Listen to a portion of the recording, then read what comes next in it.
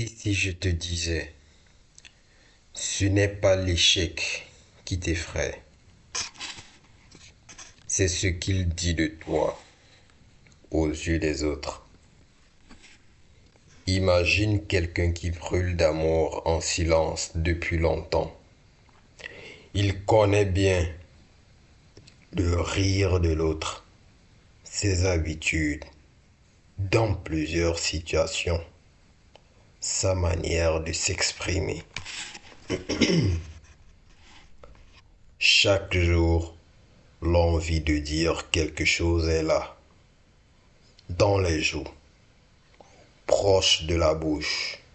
Chaque jour, elle est à quelques millimètres près de sortir de sa bouche pour se faire entendre, mais elle est repoussée. Pas parce qu'il a peur d'un non, en réalité, il n'a pas peur du refus, mais parce qu'il imagine la scène d'après, ce qu'il vivra ou traversera comme épreuve une fois après avoir avoué ses amis au courant de ses intentions de déclarer sa flamme d'amour qui demande. Alors mon pote, ça a marché? Les regards qui insistent, le sourire gêné, la phrase qu'il faudra prononcer. Non, finalement, non, ça n'a pas marché. Il s'imagine déjà comment ses amis lui percevront. Un homme faible, un homme qui ne parvient pas à se faire valider par une femme. Un homme peut-être sans grande valeur, parce que les femmes aiment les hommes de grande valeur. Ce n'est pas le rejet qui fait peur, c'est l'exposition. Ce n'est pas l'échec amoureux qui paralyse, c'est l'idée d'être vu comme celui ou celle qui n'a pas été choisi. Alors, il se traite. Alors, il se tait très bien naturellement. Il sourit avec un sourire non authentique. Il donne l'impression de maîtriser la situation. Et extérieurement, rien ne se passe comme prévu. Mais intérieurement, quelque chose, mais intérieurement, quelque chose se referme. Le temps passe, les jours passent, les mois passent et les années passent. L'autre rencontre finalement quelqu'un. La vie avance de son côté. Et un jour, seul, face à soi-même, la question n'est plus « et si j'avais été rejeté ?» La vraie question devient « pourquoi ai-je laissé la peur du regard des autres décider à ma place ?» Pourquoi ai-je laissé la peur du regard des autres décider de mon futur? Et au bout du chemin, ce n'est jamais le rejet qui fait le plus mal. Ce qui fait mal, c'est d'avoir su au fond de soi et de n'avoir osé. Saint-Exupéry nous rappelait à sa manière que certaines choses importantes ne se prouvent pas et ne se montrent pas. Elles se ressentent. et quand on laisse un regard des autres décider à notre place, et quand on laisse le regard des autres décider à notre place, on s'éloigne peu à peu de ce qui nous est essentiel. Parce que vivre maintenant, ce n'est pas être validé par le monde, c'est être fidèle à ce que l'on porte en soi. Et aucune opinion extérieure ne devrait jamais avoir le pouvoir de faire taire ce qui compte profondément. Parce que ce n'est jamais l'échec qui vole quelque chose, c'est le silence imposé par la peur d'être vu. Regardons cette scène. Un soir, comme les autres soirs, une pièce silencieuse et tout seul dans la pièce. Un espace tellement calme, une lumière qui ne réchauffe rien, un écran allumé, un projet qui attend. Pas abandonné, pas commencé non plus. Et la question n'est pas est-ce que je peux y arriver? La vraie question est ailleurs. Que verront les autres si j'essaie? La peur ne tue pas les corps. Elle ralentit les vies. Elle enferme les élans. Elle retient les gestes. Des chemins suivis par habitude. Des choix faits pour assurer. Des rêves mis en veille. Des vies qui avancent sans vraiment s'habiter. Et voilà pourquoi nous devrons comprendre la peur de l'échec.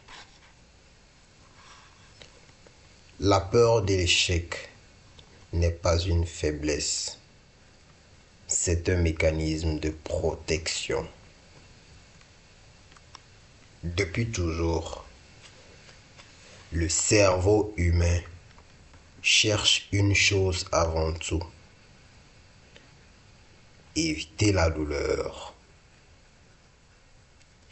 Échouer pour lui, ce n'est pas juste rater, c'est risquer le rejet, le jugement, la honte. Alors, il freine, il hésite, il invente des excuses, non pas pour te saboter, mais pour te protéger. Le problème, ce n'est pas la peur. Le problème, c'est quand on la confond avec un signal d'arrêt au lieu d'un signal d'attention. Chaque fois que tu ressens cette peur, ce n'est pas ton incompétence qui parle, c'est ton instinct qui demande: est-ce que je suis prêt à grandir? Et la vérité, c'est que tout progrès commence par là, à l'endroit précis où la peur apparaît. Mais ne décide pas à ta place.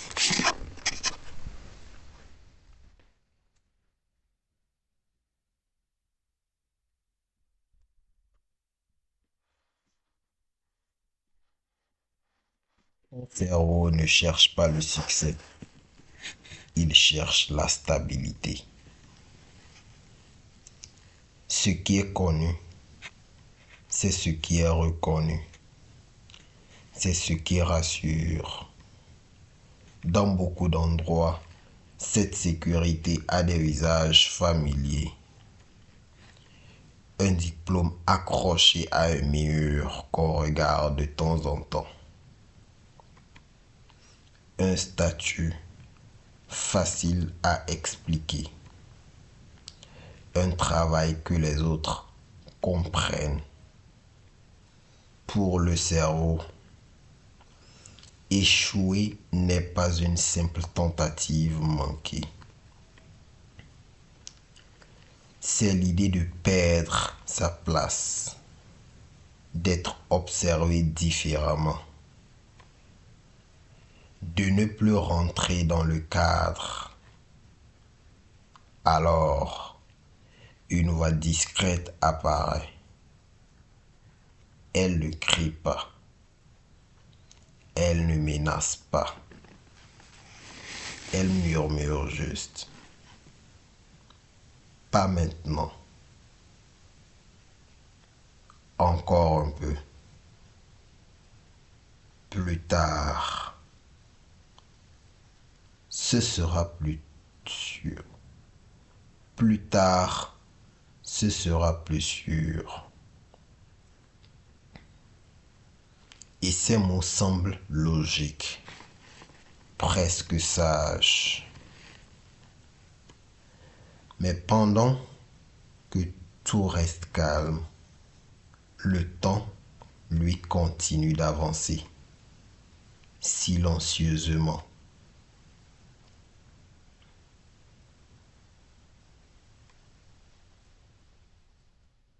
Et si on voyait le vrai visage de l'échec?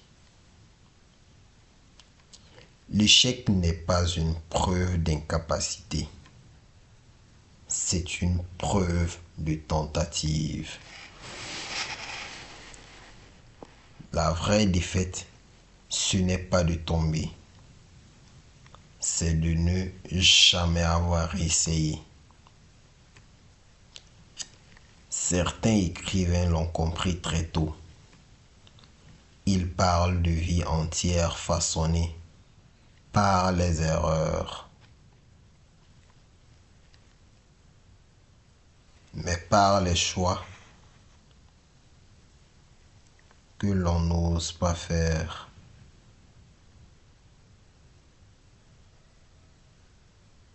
Dans leur récit, ce qui hante les personnages n'est pas l'échec visible, mais les chemins qu'ils n'ont jamais empruntés, les mots qu'ils n'ont pas écrits, les gestes qu'ils ont retenus.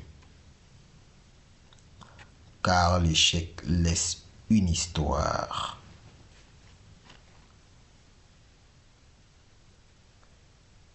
Le renoncement lui laisse un silence.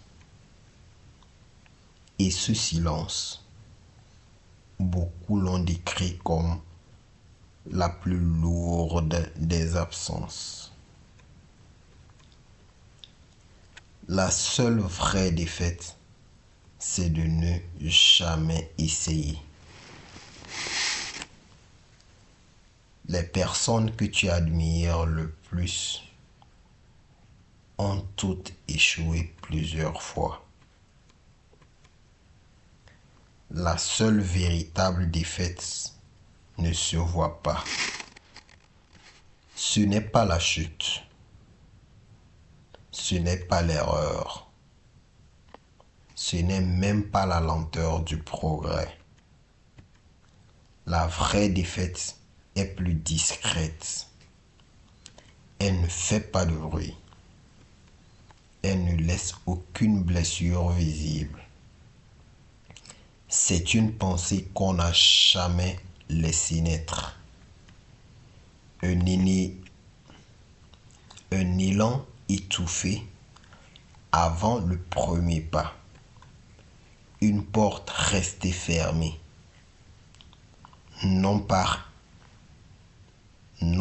peur, mais par habitude. Ce qui n'a jamais été tenté ne connaît ni l'échec ni la victoire. Et si tu avais tenté? Cela s'efface doucement, sans trace, sans histoire.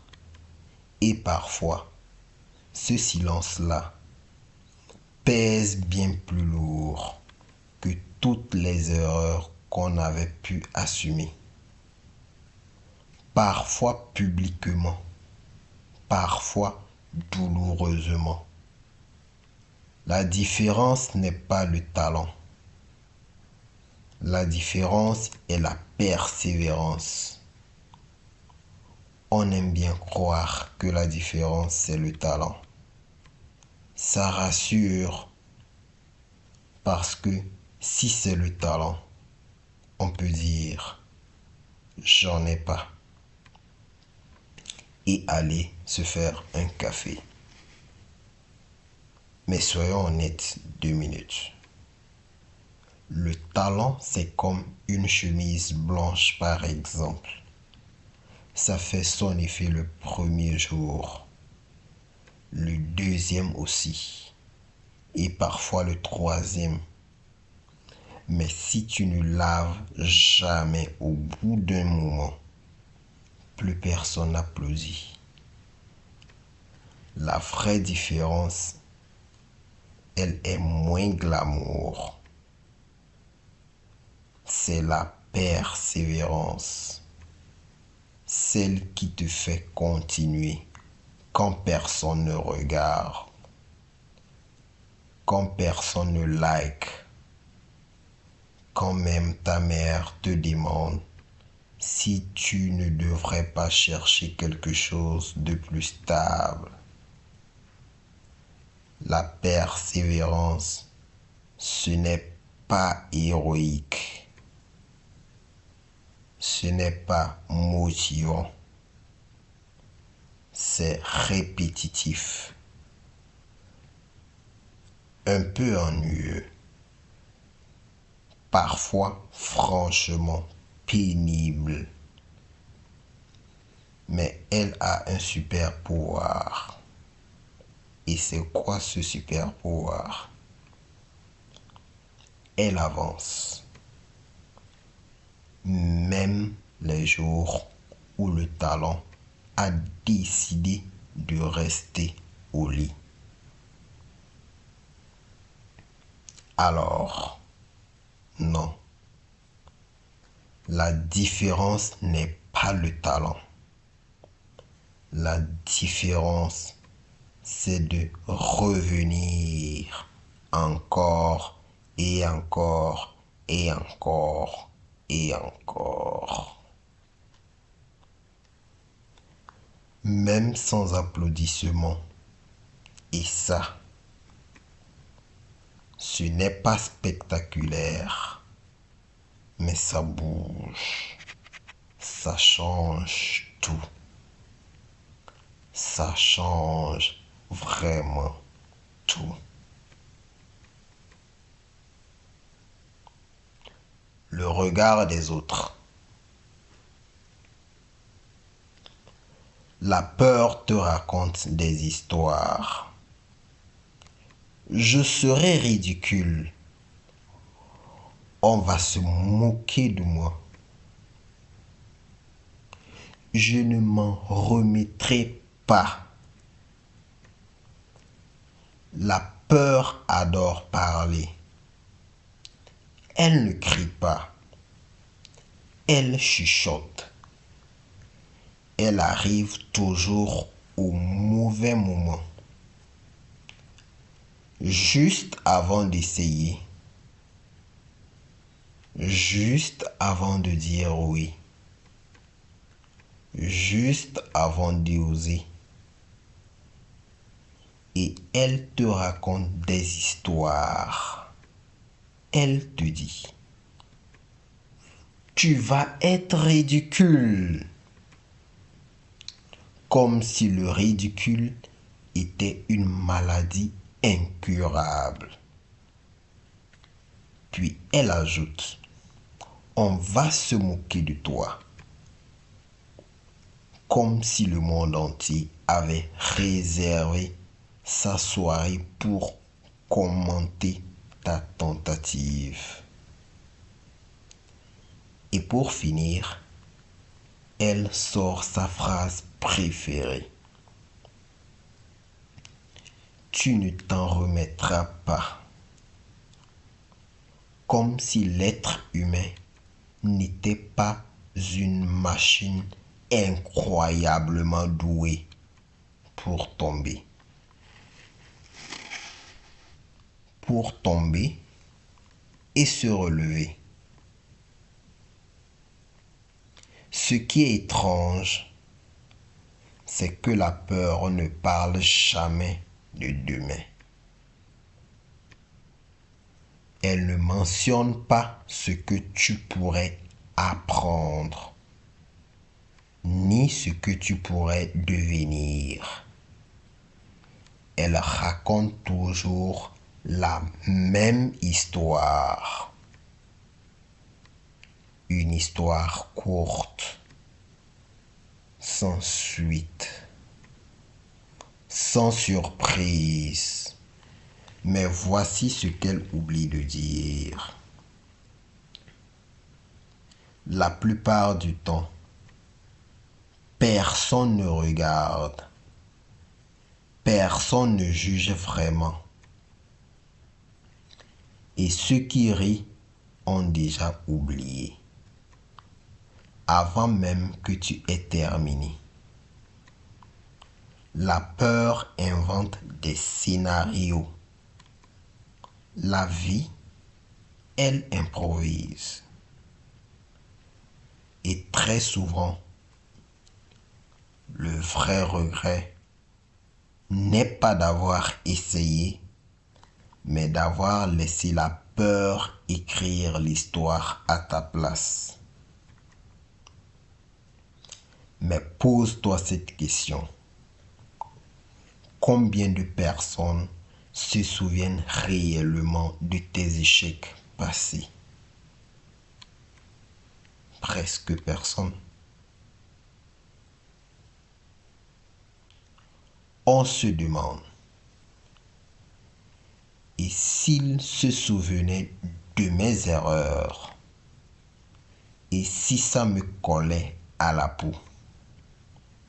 Alors on fouille dans le passé. On repasse la scène en boucle.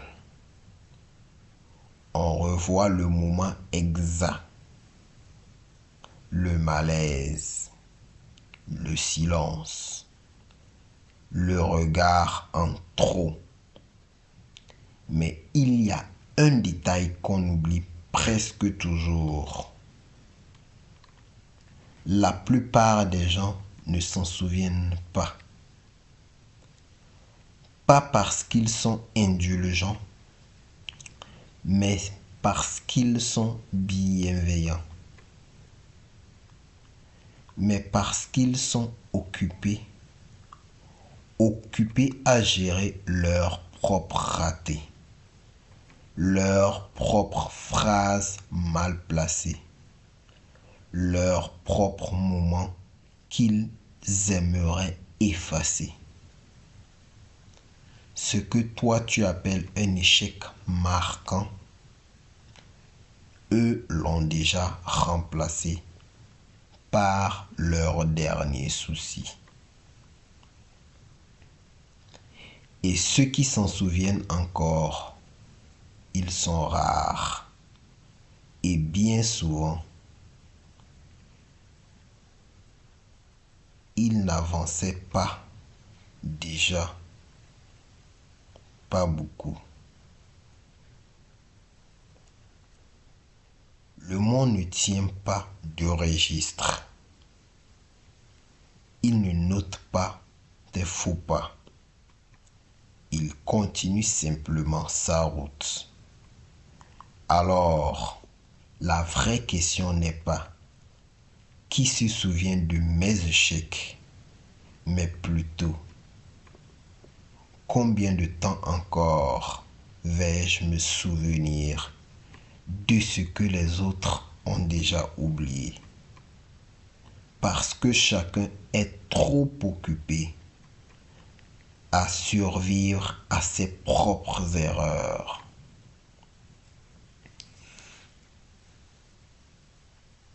La leçon que nous apprenons ici, tu peux échouer et rester digne.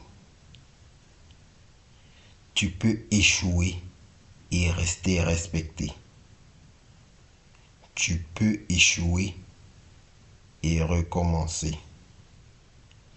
L'échec n'enlève rien à ta valeur. Il révèle ton courage. Plus tu évites l'échec, plus tu renforces la peur. La seule solution est l'action. Et voilà pourquoi il faudrait agir malgré la peur. Agir malgré la peur. N'attends pas de ne plus avoir peur. Ce jour n'existe pas. Agis avec la peur. Avance avec le doute. Commence imparfaitement. Parce que la clarté vient après l'action. Jamais avant. Parce que, en définitive, un jour,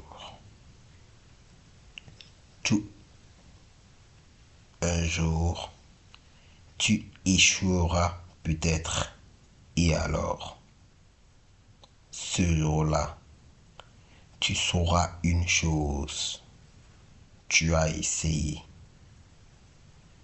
Et il n'y a rien de plus douloureux que de vieillir en se demandant: et si j'avais osé?